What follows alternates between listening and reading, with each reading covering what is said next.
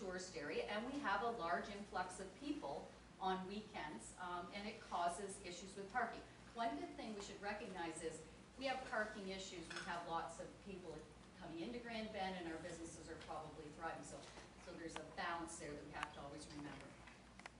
So, and requiring cash in lieu of parking payments doesn't place the burden of providing parking for business on the general taxpayer. So it's a bit of a balance. Yes, commercial people pay taxes, but it's taking the rest of that burden off our normal residential taxpayers and placing it back on business. So it's a bit of a balancing factor there. So how did we get here to this public meeting? Well, I think Brad hit it on the head. We had some concerns that arose after council dealt with a request from Mr. O for his property at 29 Main Street to waive the cash in lieu of parking payment for 32 parking spaces. Since that time, there's been some comments made by other people who have paid cash in lieu that they didn't feel that that was fair or equitable. So that's why we've had a look at cash in lieu, and that's why we're here today. We have received comments from the Grand Bend Chamber of Commerce and the Forest Business Improvement Area, and I did give council a copy of the letter from the Forest Business Improvement Area. But the Grand Bend Chamber generally advises that they can support cash in lieu of parking provided the rates are not outrageous, and that the money goes directly to providing parking spaces in the immediate community. So obviously if people in Grand Bend contribute to parking, they want to see parking established in Grand Bend. Forest, the same thing.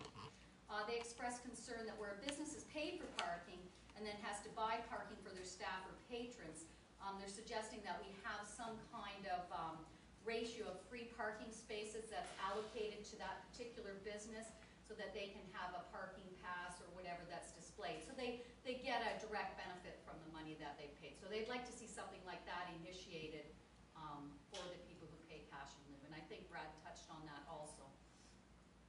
The Forest BIA advised that the current parking in lieu policy is $200 per space in Forest, and they do not see parking as an issue in Forest, and they suggest that it remain the same as it is today, that $200 per space is fine with them. They would like to see status quo. So in my previous report to council, that was March 27th, I outlined a number of options for council. I gave you 3 options. I'm sure there's other options, and we might be able to identify some of those once we have the public comment. But I identified that we could continue with what we have, $1,000 in Grand Bend and $200 in Forest, and no fees in the other areas. So status quo, basically. But on top of that, that staff would work with the Grand Bend Chamber and the Forest BIA to, with respect to this designation of parking spaces for the businesses that have paid cash in lieu of parking. Option 2 was that we standardize the fee across the municipality, and I suggested $1,500, and I think in my previous report I suggested that I talk to Dylan to get an estimate on what it would cost to build a standard parking space, and their estimate was between $1,500 and $2,000, so I chose $1,500, which was the lower one. And again, that we work with the business people to designate parking spaces. And then the third option is discontinuing charging cash in lieu of parking and place all the cost of constructing municipal parking lots on the general tax base. So those are 3 options. I'm sure as I say, we might hear a few other things we can add into that consideration. And that's my presentation. Okay. Thanks.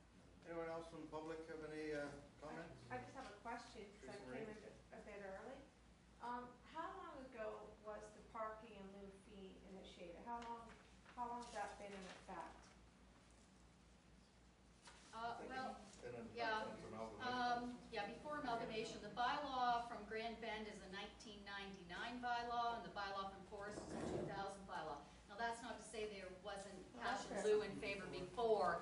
These are just the 2 most current bylaws that we have. It could have been a different bylaw with a different price. The reason I ask is because I worked in Grand Bend in the 80s, and we had 10 times more cars in Grand Bend then, and less places to park. We didn't have the Sobers parking lot. We didn't have any of that. Sanders took out most of the parking on the beach. There was never a fee, and their seating capacity was over 400 or 500. They never paid all those years, neither did anybody else. So my question is, it seems to have jumped. It seems like a big tax grab to me.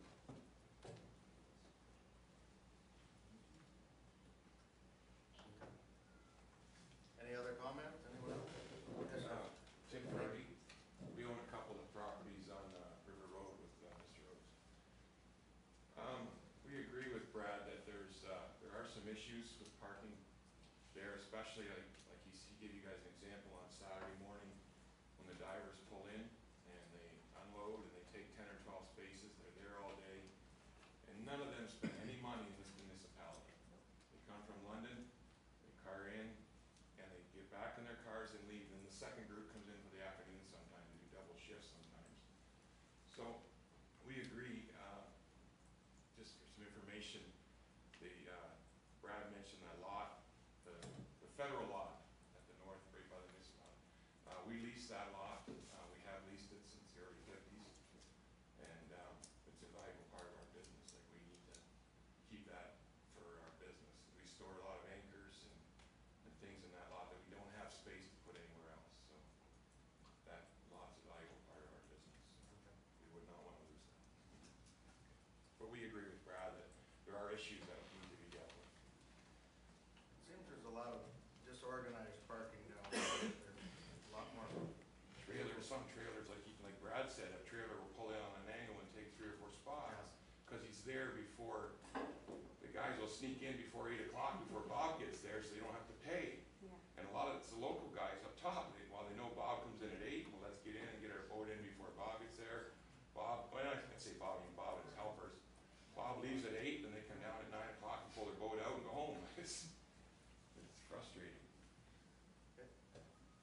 There was an opportunity a number of years back that where they put the skating rink and in that area, it's at the parkette sort of at the end where Jack's Ball is. And back a number of years ago, because there's been a lot of draining issues in that first half with Barry Richmond's property in particular, but the water doesn't flow in there and hasn't for a long time. And at one time, the people on Alberta Street said that they would like to see that as a parking lot for the boat trailer. So that could be a fee that they would pay. And we could get quite a number of boat trailers in there if it was just simply gravel. At the time, what Alberta Street people wanted only was to make sure that there were trees left up in front of it, so they didn't have to face a parking lot. Let's face it, everybody's parking on their street anyways. We would give an opportunity to fix that drainage issue permanently, properly tile it, and leave the water in where the skating rink is and maybe prevent a mosquito hazard. That to us seems like a better opportunity, and there's enough room to make a little loop road around and leave the green space as well. So that's maybe an opportunity for them. Okay. All ideas that I guess we can look at options there. Just one more thing. Right. Relative, I was around in the 70s and 80s as well in Grand Bend. There used to be 5 wide walking down the street both directions, and we didn't have the as many parking spaces we have now. I just find that a lot of the parking spaces are used by the beach people, which is fine. That's why they come to Grand Bend, but not all of them are patrons to the businesses. I find that a lot of them they come in. If you go into Southcott Pines end of Southcott Pines, there's everybody there with their lunch boxes, and they're using it as a day event, and that they're not going anywhere else, and they're getting free parking on both those streets, River Road and the road going to the Southcott down by, when you turn off the lights there. It's just that, if everybody, I'm not saying again paying, but if there's a 2 hour, they're going to think twice about parking in some spot where they're going to get a fine if they don't move.